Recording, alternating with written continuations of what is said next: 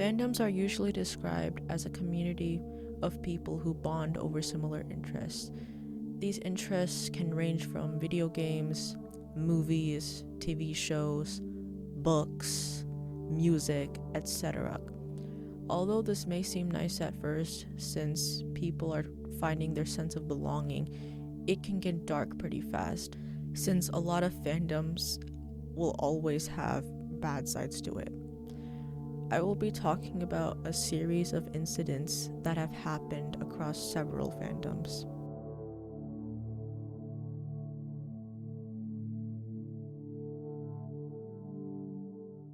On October 14th, 2006, Jung Yoon-ho, also known by his stage name Yuno, who was a member of the K-pop boy band TVXQ, was given orange juice that was laced with superglue by an anti-fan, also known as a hater, while heading to a waiting room during the filming of a variety show.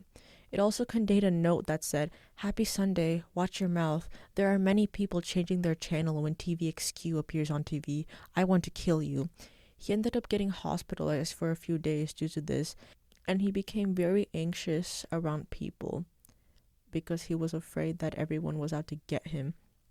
And he also was anxious whenever he saw things that looked similar during the incident. The suspect, however, was defined as a 20-year-old woman by the last name of Go, but she never faced any charges because Yoon-ho refused to press any, because he said that she was the same age as his younger sister, which caused him to be more forgiving towards her.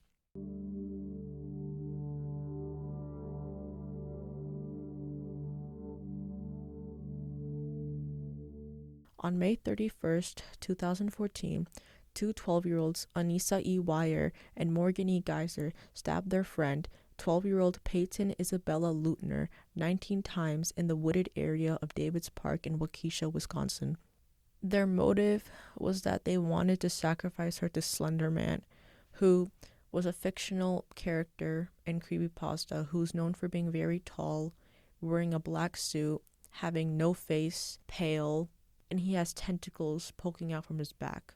They were convinced he was real because Morgan felt like he told her that he would kill her and her family unless she offered him a sacrifice, which is why they tried to kill Peyton. Peyton luckily survived the attack because she was found by a cyclist who was passing by, and Anissa and Morgan were initially going to be tried as adults due to the severity of their crime, but after a very long trial, they were found not guilty due to mental illness and were thus sent to Winnebago Mental Health Facility. Anissa was released from the facility in 2021, and Morgan was released in January 2025, and they both regret what they did to Peyton.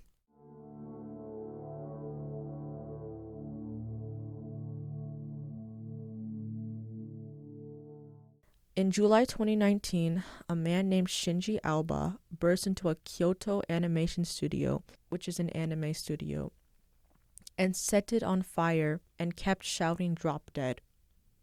The fire killed 36 people, most of whom were young artists, and injured many people.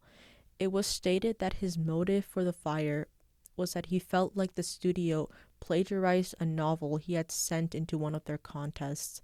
He pled guilty and said that he didn't feel like many people would die, but he ended up getting sentenced to death.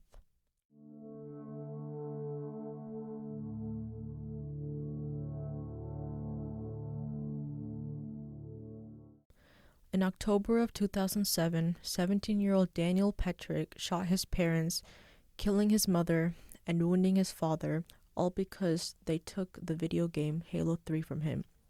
Prior to that, in September 2007, Daniel snuck out of his room and purchased Halo 3. His father found out after he got caught playing it for 18 hours and took it away from him and kept it in a safe because he wasn't allowed to play violent games. His father's 9mm handgun was also in the safe. On the day of the attack, Daniel ended up breaking into the lockbox, grabbed his game, and the gun and headed to the living room where he shot both of his parents. Daniel ended up being sentenced to life in prison with a minimum of 23 years.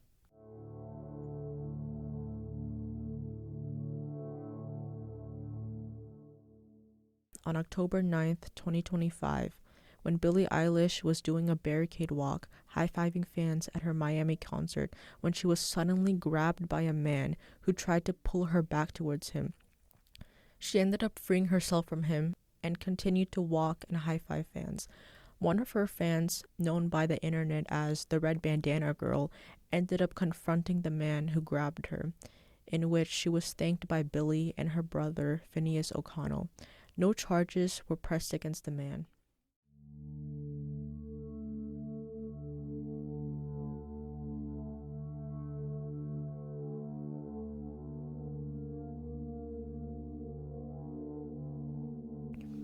These incidents show how obsession can bring out the worst in people, which gives many fandoms terrible reputations.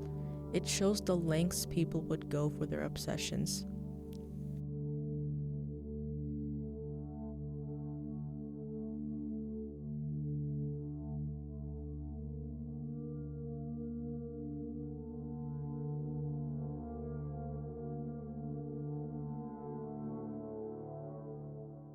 Thank you for listening to Swamp Stories. Make sure to subscribe so you will be notified when the next episode drops.